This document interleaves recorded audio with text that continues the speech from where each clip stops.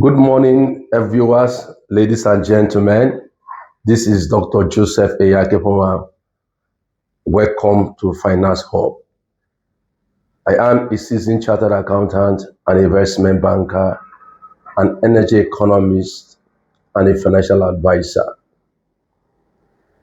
Thank you for joining us and for your feedbacks. We appreciate it. Like we said in this other series, if you have any topic that you think we should treat, please send it to us. Or if you have any question, also please do that. We are here to actually bridge the information gap in the industry. So today we are looking at a critical aspect of our economy, something we think that has been properly mismanaged by successive administration. And I think we need to put the record straight. And this generation, which is a generation of information, should be able to have the precise and relevant information in order to hold those in the political office and economic office of this country accountable. And that is our crude oil resource. So we're going to look at a topic called how can Nigeria achieve a net exporter of petroleum products instead of crude oil export. You and I know in recent years, Nigeria have always exported its crude oil. And then they will buy back what we call refined petroleum. In fact, they even limit it to PMS most times. But the truth is that Nigeria as a country export about 1.5 million barrels per day of OPEC quota, which is small anyway, but that is what we are doing currently. But our topic, like I said, is how can we achieve a net exporter of refined crude oil products? So, like we said, in recent years, we've been barging our crude. We take it offshore and we come back with most likely PMS, or what we call fuel. And most times that PMS is also subsidized. The question some of us who are energy economists and energy professionals are asking is that what happens to the other byproducts or the component of crude? Because crude as a product is sufficient to drive the economy of Nigeria if it is managed optimally.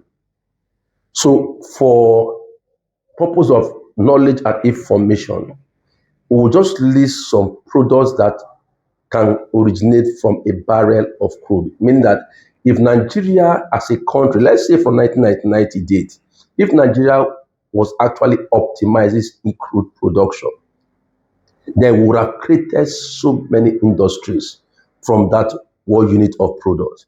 So a typical barrel of crude can give us fuel, can produce fuel from there, diesel, kerosene, aviation fuel, fertilizer, petrochemical feedstock, lubricants, or what we call engine oil, grease, polythene for plastic industry, heavy oil, bitumen for road construction and roofing material, candle wax, aluminium smelting, pharmaceutical products, paints, plastics, to mention just by a few.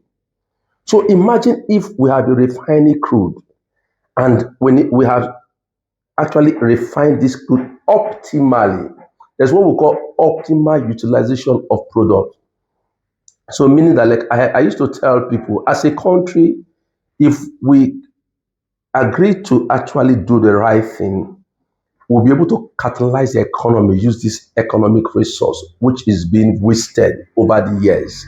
Take, for instance, if we set up, let's say, a refinery like as we have, to actually feed apart from Dangote, and you distill this crude and remove the main component, which are the fuel, the PMS, the diesel, the kerosene, the aviation fuel. The residue, or what we call in accounting, the byproducts or the finished product after the waste of product A become the raw material for product B. The waste for product C become the raw material for product D. The waste for product D becomes the component for the raw material for product E. And so meaning that With that energy resource, we can create a corridor. So we can create a crude industrial corridor where you set up the petrochemical, the refinery, you set up the petrochemical plant, the fertilizer plant, the bitumen plant, the lubricant plant, like that until you actually distill the crude resource to the last component. And if we do that rightly as a nation, definitely we are going to create an energy corridor or an oil and gas corridor, and we are going to create employment for our young population. Now, the truth is that the crude resource or the energy resource as a nation we already have. All we need is to acquire technology and maybe go into JV partnership, bring in expertise, and also train local manpower, and we optimize it. So why is that difficult? So like the topic says, how can we achieve crude net exporter of petroleum products? Before I lose like a mirage, especially when we have the moribund government refineries like the Warri refineries, the NNPC Kaduna refinery, and the old Port Harcourt refinery. Let us note the old Port Harcourt refinery was actually a shell refinery, which government took over from Shell so many years ago when Nigeria started the crude oil production. There was a policy that a portion of the crude be explored by the IOC should be refined in Nigeria. So that was how the old Port Harcourt refinery was built. So, and the government took it over, and the rest is history. But one thing that have happened to Nigeria today with respect to that industry is the coming up of the Dangote refinery. Before Dangote refinery, we have the Watersmith refinery in Imo State. We have the Edo petrochemical, refinery petrochemical in Edo State, and other small modular refineries. But the Dangote refinery is a big project. And the beauty of that project that is a 650,000 barrel per day refinery, and that refinery has demonstrated that Nigeria can build capacity within that value chain. So what have they done? One, today for the first time, Nigeria is actually exporting petroleum products. So Dangote export petroleum products to African country, to Europe, and part of America. And we say fantastic. So Nigeria have demonstrated that yes. So our position here is that we need to build on that success story. So Nigeria should not be a market for the target market for crude oil exporters. So the globe should be our market, just like the way the world go to China or every other product across the world. Because one, they've achieved mastery, they've achieved comparative advantage. So they have least cost, so they can produce in China and ship to anywhere in the world. And we are saying yes. So now Dangote have demonstrated that capacity. So can we replicate that? So mean that we have to build more refineries and make sure that we refine in Nigeria and then target the world as our market. The Boa refinery is coming up, fantastic. So it will increase Nigeria's capacity. Then another thing again I would suggest is that all the states in the Niger Delta should be able to be involved in this industry by owning their own refinery or their oil and gas companies. We've done a lot we're working with some of the states to achieve this. But I think if they do that, they're also going to increase the refining capacity, and they also get involved in both the midstream, the downstream. They can even go upstream if there are JVs to be involved in. They bring the private sector investors. So the states must set up SPV or should set up SPV and then attract private sector investors in any of the models, and then we start refining and then start pushing the products to the world. So meaning that the more we do that, the more we actually reduce our crude oil export, because we are looking at value addition, not just throwing away a resource product and then impoverize the nation, impoverize the community, impoverize the people. No. So what are the factors that have actually affected crude production in Nigeria over the years?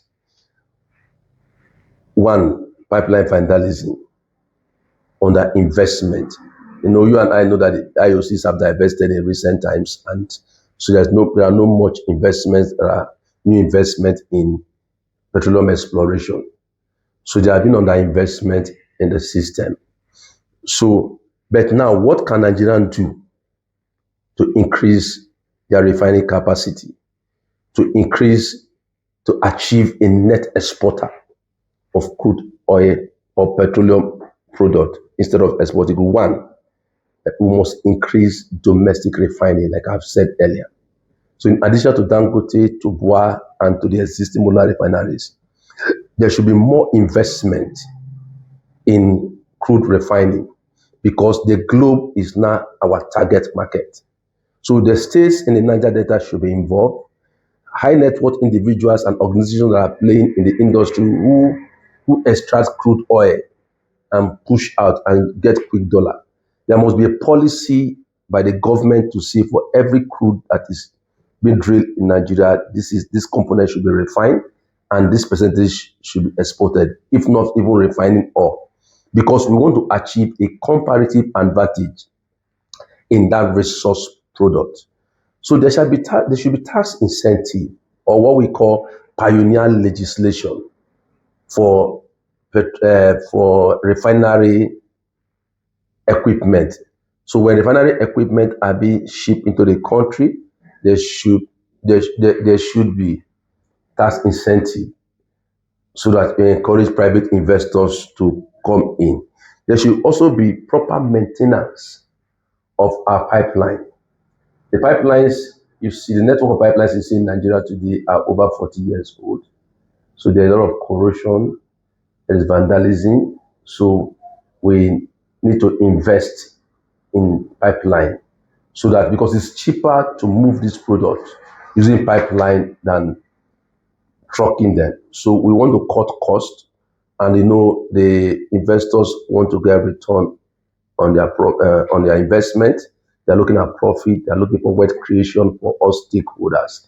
So we must also build export grade terminals because, like we said, the strategy is that Nigeria as a nation, we must achieve net exporter of petroleum product. In fact, that strategy alone, we're going to curb unemployment massively, not paper employment.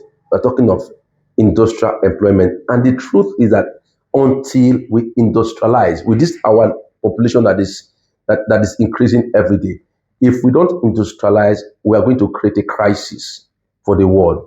And what you see today as labor mobility, or you call the Jacquard syndrome, the Jacquard syndrome is actually labor mobility. So if we want to stop labor mobility, we must create an opportunity for labor to actually excel in our economy. So we create energy corridor, like I said in the intro. We must be able to create energy corridor across the state, especially in the Niger Delta states. So the governors of those states, or the government of those states, must be deliberate to say, yes, we're going to create an energy corridor, working with relevant agencies, whereby the target is that we must refine our crude in the last component and then export the product to the world. So we should create energy corridor. Then gas utilization. In the process of drilling oil, there's what we call associated gas. So most times, most of the gas that is flared are the associated gas, meaning that in the crude oil well, there are gas deposits there. And most times, the company that is exploring for crude oil may not necessarily need that gas as at that time. So they look for a way to take away the gas so that they can get the crude out. So most times, instead of coming up with strategy to conserve the gas, they just throw a pipe and then the gas is flared. I would say no. That gas should be converted to be used for power generation instead of flaring. Because if the national grid has been very epileptic and inefficient, again, it's due to lack of investment and upgraded infrastructure over the years. So the companies will not be able to rely on that. So those associated gas that is being flared should be converted to power those strategic assets. So crude oil theft and vandalism, there must be no to it. In fact, there should be a strict penalty for crude oil because it's a national resource Rather, the resource should be conserved, the resource should be optimized, and then used for the good of society. Then Nigeria should also build strategic reserves.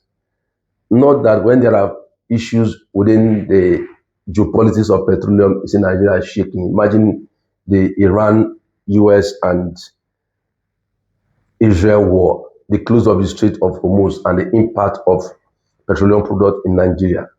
So we must be able to build our strategic reserve. And finally, what are the factors affecting crude oil optimization in Nigeria? Like I said, crude oil theft, aging infrastructure, underinvestment by the IOC, because a lot of them have divested from this country. So thank you for this session. If you have any question, your comment, please post them there and we'll respond as we go. But our goal is that one want to bridge the information asymmetry, and they want to make sure that the young people have the opportunity to thrive in different endeavors. See you in the next episode. Thank you.